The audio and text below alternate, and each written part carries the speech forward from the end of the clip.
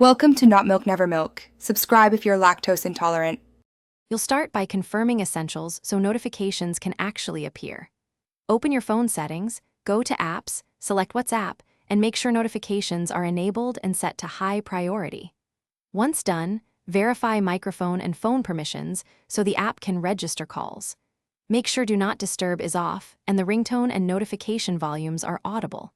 Doing these steps first removes obvious blocks and prepares the app for the next deeper checks. Now you'll prevent the system from stopping WhatsApp when idle. Open battery or data settings and allow background data for WhatsApp, then disable battery optimizations for the app or add it to an unrestricted list. This keeps the service running to receive call events. Also enable auto launch or lock the app in recent apps so the OS won't kill it. These steps ensure the app remains active so incoming call notifications are generated and displayed reliably. Finish by validating changes and escalating if needed. Restart your phone to apply settings, then have someone call you on WhatsApp to confirm notifications appear. If problems continue, backup chats and reinstall WhatsApp to clear corrupted settings.